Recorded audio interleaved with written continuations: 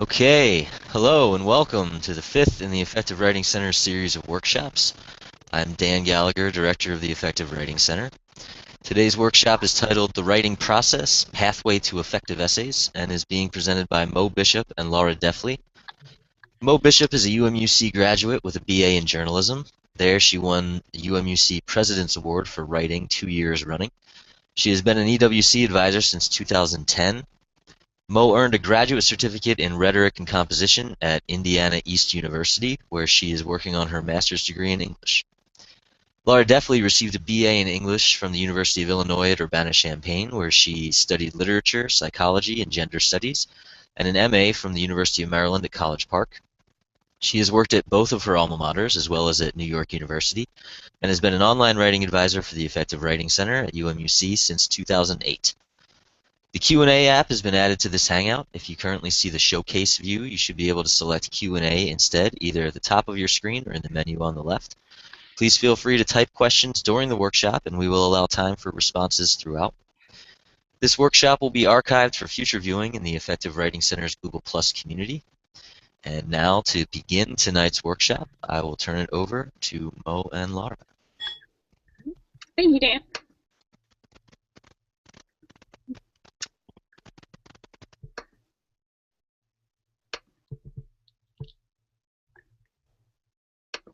All right. And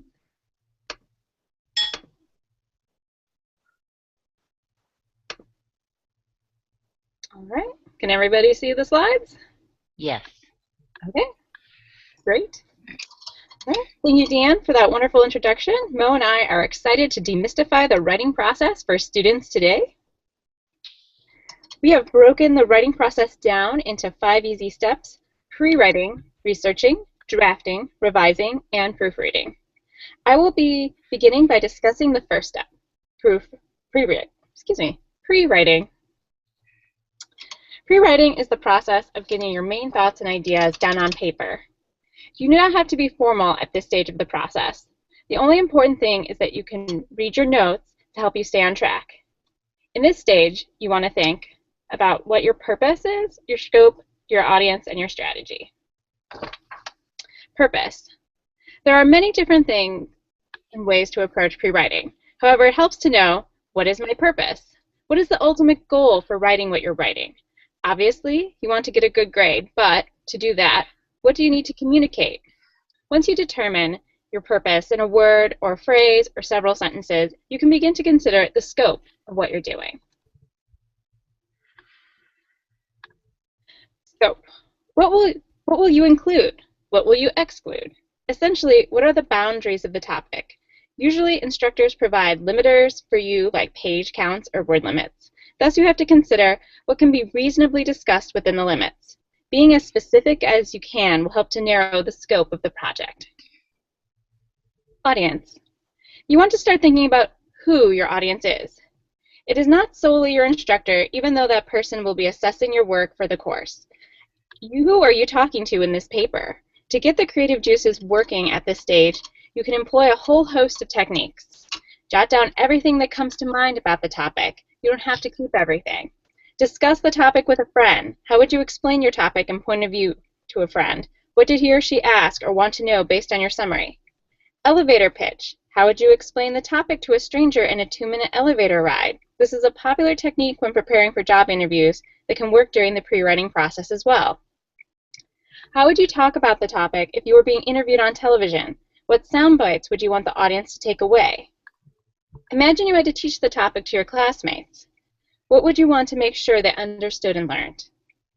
If you are a visual thinker, draw or diagram ideas. You can use a tree or cluster diagram or any type of drawing that will help you.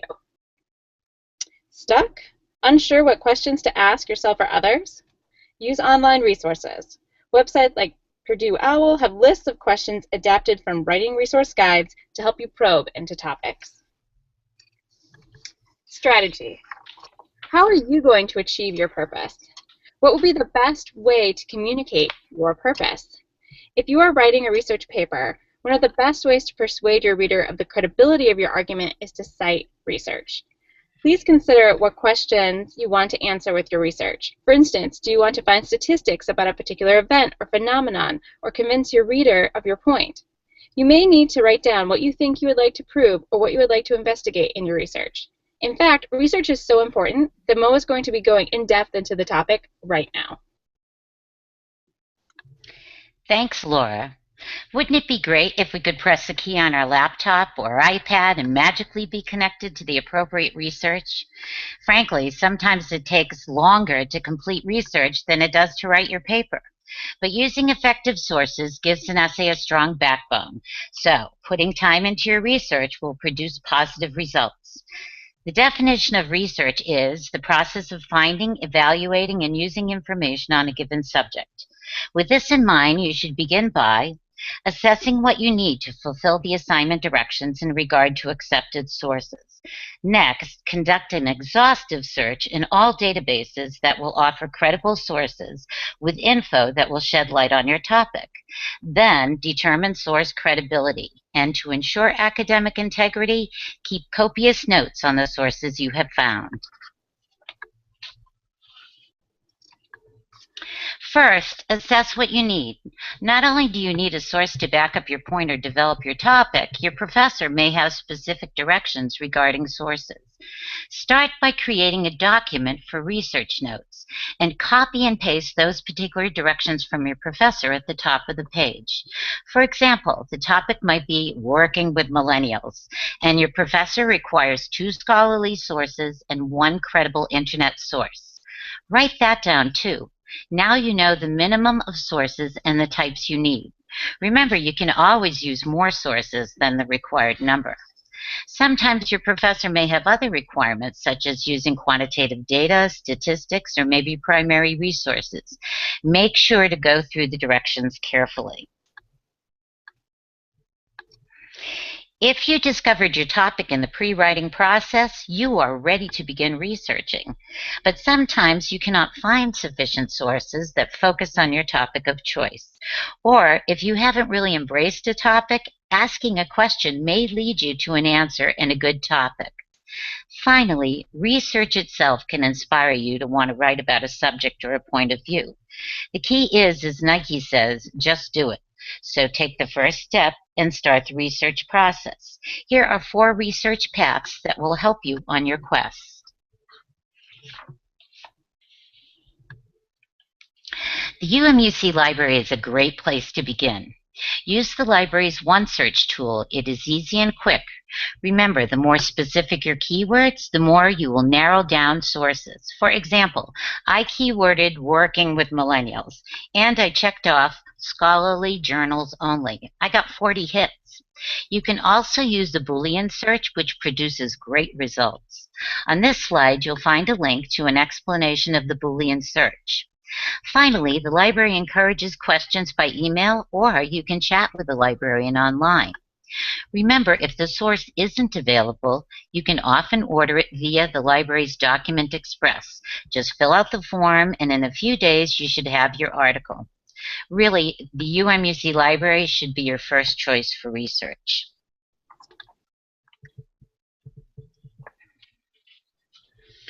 Google Scholar is another good avenue for research. You can narrow down your search by picking the type of source and a date range for when sources were written. Often Google Scholar will produce many results. Most are free and offer links to PDFs, journals, or Google Books. However, some sources cost money to view. Because there are many free results, avoid the sources that cost money. Also, if you see a title that looks useful, copy and paste the title into the UMUC Library's OneSearch. Often the library will carry the article suggested by Google Scholar. Another great source to look at is the reference list, bibliography, or works cited from sources you have already found. In other words, look at the reference list from the articles you are using. This will not only give you a greater understanding of the author's viewpoint and support of that viewpoint, you can pick sources from the author's list of references for your reference list. In fact, the list of sources used by the author or authors may be a great means to finding more literature on your topic. Finally, you can always search the internet. Just be sure the source is credible and meets your assignment criteria. An easy way to determine if a source is credible is to use the acronym CRAAP. It stands for Current, Relevant, Authoritative, Accurate, and Purposeful. First, find out how old the information or website is. Is it current? Is there a copyright date or a date where the site was updated? Are there any links broken? A current site should be well maintained. Next, how relevant is the information? Is it on topic, your topic? Is the intended audience college level or beyond? And who is the authority? Who wrote this? What are their credentials? Why not Google search the author to be sure this is an expert or scholar? Is the author published or affiliated with the university? This might give the author some credibility. If there is no information about the author, steer clear of this source. Now, is the information accurate and supported by credible sources? Can it be verified through other sources? Is the writing objective?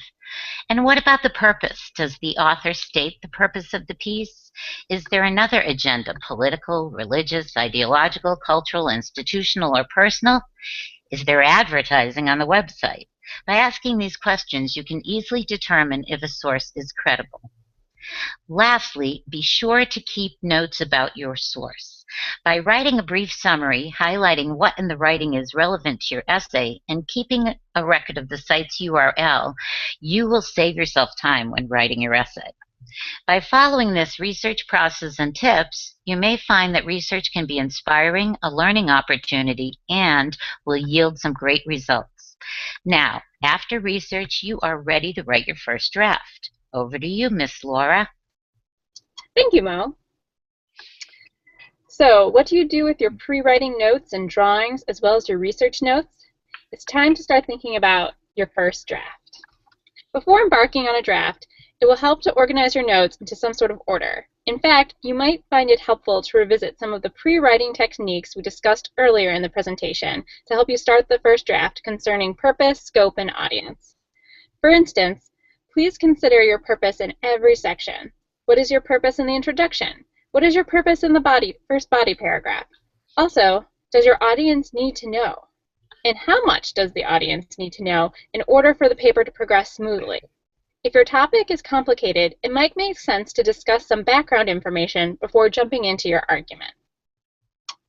Now, you don't have to get hung up on creating the perfect outline. Some people can create alphanumeric outlines with Roman numerals, capital letters, etc. in their sleep because they had teachers that drilled it into their brains for years. However, if you didn't have teachers that use that type of outline or it has never worked in the past, please don't force yourself. Instead, you might prefer to use numbers. You may feel more comfortable just using your own words. Alternately, you may wish to use the words from the assignment directions, which the EWC Google Plus workshop video, How to Turn Your Assignment Directions into a Writing Roadmap, the EWC is your GPS, demonstrated. The important thing is to figure out the basic order of your ideas and information. Why? Because knowing the basic order will help you create the first draft. Please note the emphasis on first. As you have probably figured out already based on the title of this presentation, writing is a process. Your goal is not to create a perfect paper in the first draft because that is completely unrealistic. You are just setting yourself up to be frustrated if you think you should be able to create a first draft immediately. Don't place unrealistic expectations on yourself. Your goal is to get your ideas down on paper in a fairly logical order. You can go back and make it look pretty later. However, you can't revise or perfect something that doesn't exist yet. So after you have a draft of an outline, it is time to write a complete draft. Please note that you do not have to write the draft in order. I realize that I may be contradicting one of your previous teachers, but I'm here to tell you that it's okay to write the paper out of order if that helps you. You can start with a topic in the body and write the introduction last if that helps you. Everyone is slightly different. Now, what if you are likely to procrastinate or have writing anxiety? You're not alone if you do. That's why our colleagues David Taylor and Michelle Bowman discussed how to break through writer's block with these proven, powerful tips in the first Google Plus workshop in September 2015. Because it is such a pervasive issue, You can find that video on our Google Plus community page as well as on YouTube. In the video, David Taylor provides context and information as to why we experience writer's block, as well as some helpful tips to begin drafting. It's definitely worth watching the full video to learn the science behind writer's block, which is very interesting. Also, Michelle Bowman gives some excellent ideas on how to overcome feeling overwhelmed. Please remember that you should not worry about having a perfect paper at this stage. You will move one step closer to perfecting the paper in the revising stage, which Mo will discuss in depth. Over to you, Mo. Thanks, Laura. I agree. Writing is a process. In fact, your first revision may not be your last, but with each attempt, you will move closer toward effective writing and a successful essay. There are some surefire ways to tackle the revision process. Consider reviewing the assignment directions, re-examining your thesis and support, looking at your writing from the reader's perspective, and getting objective feedback.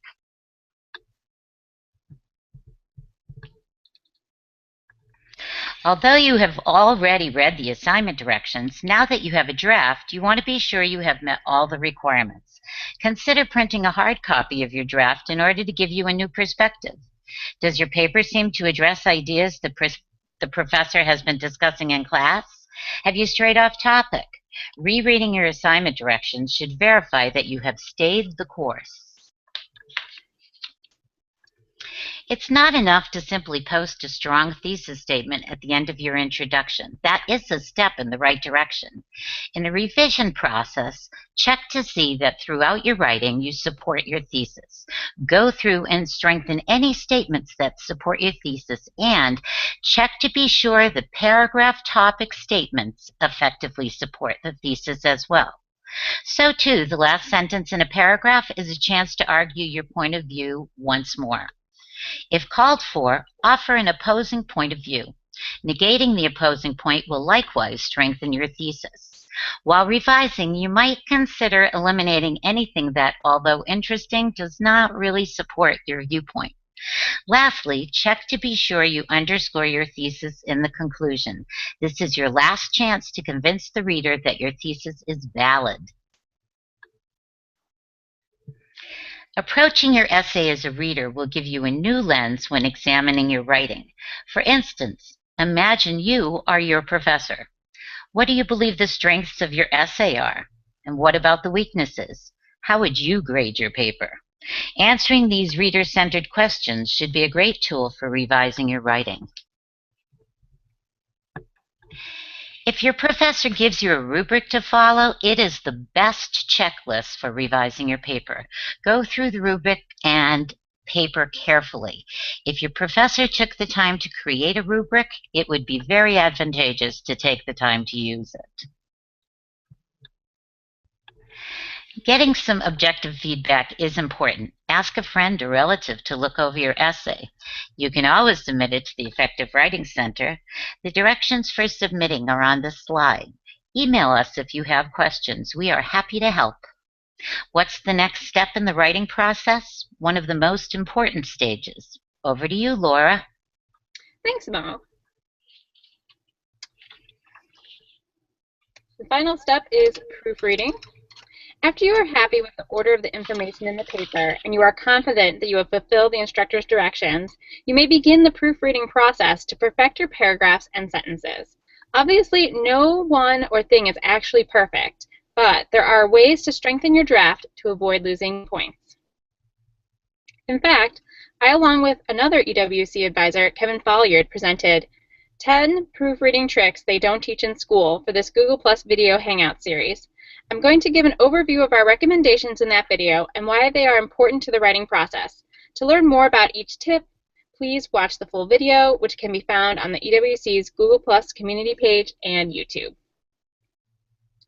First, personalize your proofreading goals. Every individual has been told by an instructor or writing advisor to focus on improving different areas of their writing. Figure out what you need to focus on and make a list. Second, don't proof for every type of mistake at once. Your brain cannot focus on fixing more than one type of writing issue or error at a time. Thus, don't overtax your brain and plan on reading through the paper multiple times to focus on what you personally need to improve. Third, equip yourself with Microsoft Word's Toolbox. The spell check, grammar check, auto-formatting, word count, and find replace box are incredibly helpful by saving you time by bringing you directly to the issues that you need or want to address. Fourth, proofread aloud. Reading aloud to yourself or someone else can help you to spot awkward phrasing that needs to be corrected. Fifth, proofread backwards and out of context. Essentially, read a paragraph in the middle or end of the paper to make sure it makes grammatical sense. Too often, we always start at the beginning and are experiencing reading fatigue by the middle or end of the paper. Thus, it can help to switch it up and start from the ending. Sixth, take a break. Please step away from your paper for a little while to give yourself some breathing room to rest your eyes and reboot your brain. Again, this is a writing process, not a writing sprint. Don't expect to get it all done in one day. Seventh, change your approach. If you've been reading on the computer, please print off and proofread from a hard copy for a little while. Zoom in and out. Essentially, find ways to change your perspective so you can keep your paper new in your own eyes. Eighth, old school tricks. Diagram sentences, brush up on punctuation, and sentence structure rules. Also, please do not be afraid to ask the EWC questions. We are to help you improve your writing skills. Thus, there are no stupid questions. Ninth, hunt for typos. You can use spell check, a list of common spelling errors, the find replace box, and your own brain to help you locate typos. Don't ever be afraid to double check. The final and 10th tip is remember the rest. In other words, do not forget formatting elements like headers, footers, and page numbers, as well as reviewing your citation style rules. As you can see, all the tips from the previous video are about helping you to see the paper in new ways with new eyes. During the proofreading stage, you think you know what's on the paper, and that's the danger. Shaking up your perspective so you can see the paper in a fresh way will help you to see what is actually on the page and correct it before submitting the paper to your instructor. Rome wasn't built in a day, and you shouldn't try to cram your writing process into one day either. Instead, please create a plan. Schedule time on your calendar to complete the steps. The UMUC library has a helpful tool that allows you to set up a plan for writing an assignment called the Research Assignment Calculator.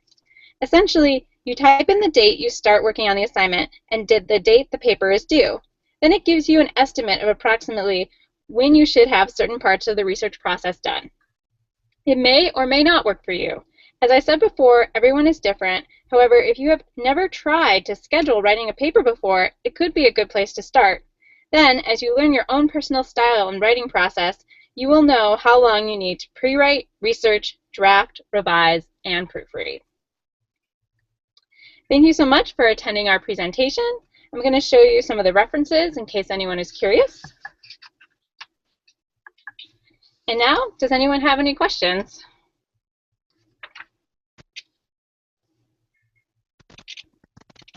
We do not have any questions. All right. Well, if you think of any questions later, please feel free to email writingcenter@umuc.edu. Also, please visit our Google Plus page to view the video of this Hangout, as well as to access the videos of our previous Hangouts. And to subscribe to our YouTube channel, please click subscribe, not surprise. Subscribe on this page that you see on your screen. Thank you so much. All right. Thank you, Laura. Thank you, Mo. Thank you.